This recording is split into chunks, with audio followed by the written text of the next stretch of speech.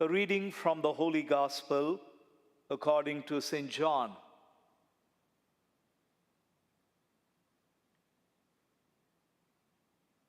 Jesus said to his disciples, "Do not let your hearts be troubled. You have faith in God. Have faith also in me. In my Father's house there are many dwelling places. If there were not, would I have told you that I am going to prepare a place for you? And if I go and prepare a place for you, I will come back again and take you to myself, so that where I am, you also may be. Where I am going, you know the way." Thomas said to him, "Master, we do not know where you are going. How can we know the way?" Jesus said to him, "I am the way and the truth and the life. No one comes to the Father except through me." Sisters and brothers, the Gospel of the Lord. Praise to the Lord Jesus Christ.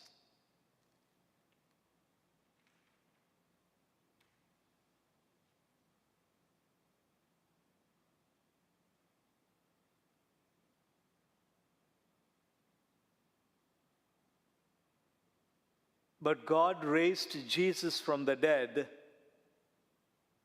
and for many days he appeared to those who had come up with him from Galilee to Jerusalem.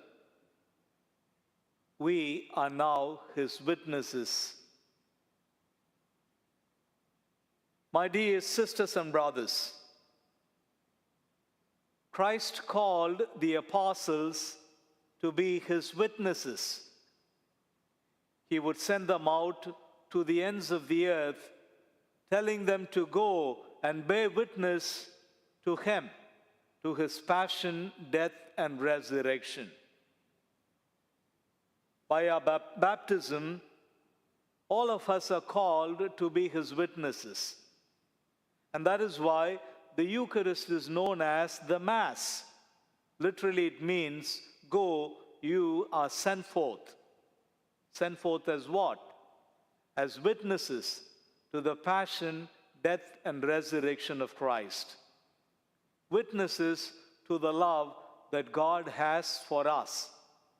Witnesses to the fact that God walks with us the journey of life. We are witnesses. Giacomo Puccini, the great composer of Madame Butterfly, began composing yet another great composition of his, Turandot. But he knew well, and knew it in his bones, that his age and illness would not allow him to complete composing it. And so, the artist that he was hit upon this brilliant idea. And he called together his students and made them pledge that should he die before he completed his work, they would continue it to the end. And as you guessed it right, a couple of months later, the artist died. And the students of Puccini came together. They took up the work of their master, the one that he was composing. They studied it in much detail. They got the feel for what the master had in his heart. They captured the spirit.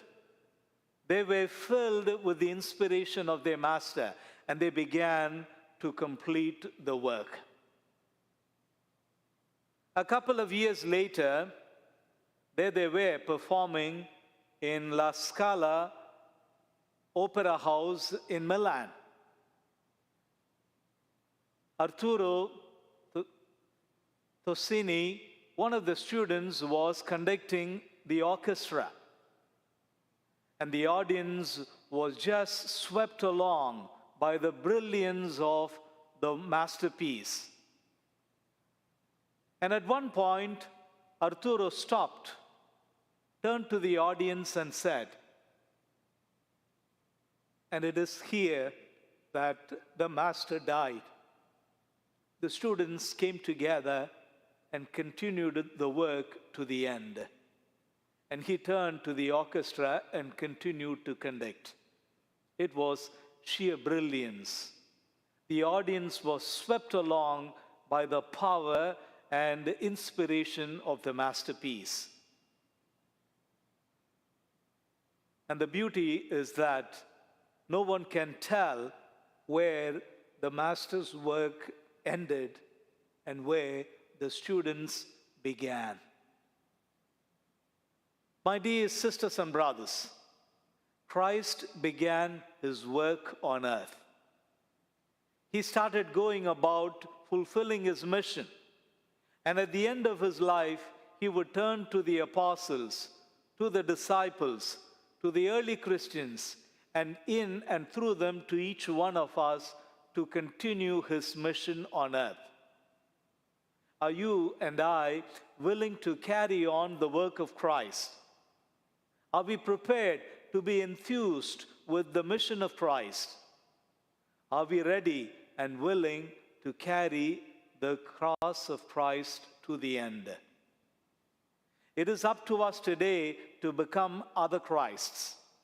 It is up to us to continue to build the work of God's kingdom. Are we prepared as the students of the Master to complete the work that he began? Let's pause for a while and pray for this grace, that you and I may be enthused by the energy of the Master, that you and I may be filled with the mind and the heart of Christ, that we may carry in us the marks of Christ, even as you and I continue his work on earth.